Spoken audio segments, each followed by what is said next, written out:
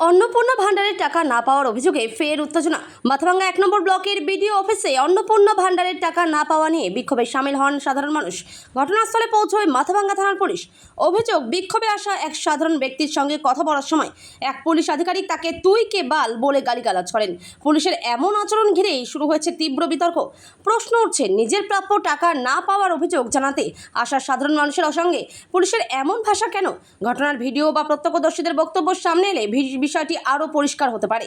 এখন দেখার, এই ঘটনায় পুলিশ প্রশাসনের পক্ষ থেকে কী ব্যবস্থা নেওয়া হয়। অন্নপূর্ণা ভান্ডারের টাকা নিয়ে ক্ষোভের মাঝেই পুলিশের বিরুদ্ধে এই অভিযোগ নতুন করে কতটা রাজনৈতিক ও প্রশাসনিক বিতর্ক তৈরি করে সেটাই এখন দেখা। আজকে যে আপনারা জমায়েত হয়েছেন, অবরোধ করছিলেন, কি বাদে কেন?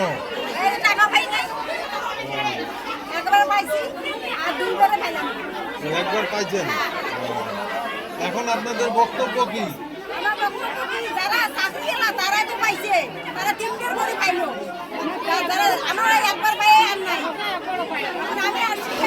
আমি চিনি না তো কি বলবো বলেন। আমি বললাম আমাকে দেখবো তো কাজটা আমার স্ত্রী মেনে কি হলো না। উনি বলতেছে কি আপনি কি দোকান পাইছেন নাকি, আপনাকে কাগজ বাইরে যে কাগজ ইসে করেন। আমি আমার বিশ্বের মনে এক মধ্যে সন্দেহ আসলো, অনলাইনে চেক করলাম, বললাম কি দেখি দিলাম আমার এত বেশি তাই না, আমার তো গ্রুপে তাহলে আজকে কাগজ বার করলাম, এই যে আজকে বার করলাম কাগজ, ঘর খাতা এই কাগজ ম্যানেজারের কাছে গেলাম প্রশ্ন দিয়েছে, ওখানে বললো কি সেখানে বললো কি আপনি ভিডিও দিতে কাগজটা ঠিক করেন। এখন আসলাম, এখন আপনি ঢুকতে দিচ্ছেন, তা কী করে সমস্যার সমাধান করবো আমি বলো? আপনার নাম, বাড়ি কোথায়? আমাকে বাল বলে দিয়ে দেবো, এখন আমি বসাই দিব। আমাকে বাল বলে বসাই দিব, একবার বাহাত দিয়ে একটা বসাই দিব। আমাকে বাল বলে এখন গাড়ি শুনবে পুলিশ আইনের রক্ষকরা ভক্ষক, তোমরা বাল বলো যাকে থাকে বাল বলো। কি নাম আপনার? কি নাম? হ্যাঁ, পিপিতে ভর্তি হও যা। কি নাম দাদা আপনার?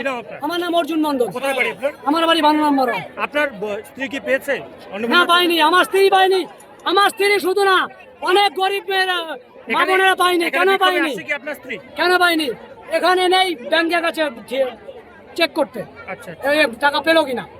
কি জিজ্ঞাসা করছিলেন? আপনাকে কি জিজ্ঞাসা করার পর আপনাকে বলছিল এইভাবে বলছিল? হ্যাঁ, কি জিজ্ঞাসা করেছিলেন? আমি বললাম যে স্যার একটা লিখিত, এসডি ম্যাডাম একটা লিখিত দেখ, যেগুলো ফর্ম ফিল আপ হয়েছে সবগুলো যেন পায়, কারণ এরা নেহাত গরিব লোক, এদেরকে পাওয়া উচিত। যেগুলো টাকা পেয়েছে সেই টাকাগুলো ফ্রিজিং হয়ে আছে। কেন ফ্রিজিং হয়ে আছে? সব অর্থশালী লোক, তারা টাকা বের করছে না, মার্কেটে টাকা খেলছে না, মার্কেটের উন্নতি হচ্ছে না।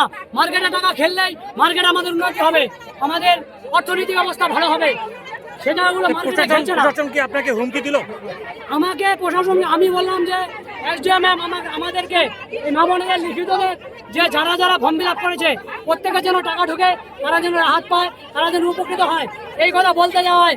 এখানে সিডিএস ওনাকে আমি চিনি না, ওনাকে আমার চেনার দরকার নেই, এমন ঘাটিয়া প্রশাসন আমার চেনার দরকার নেই।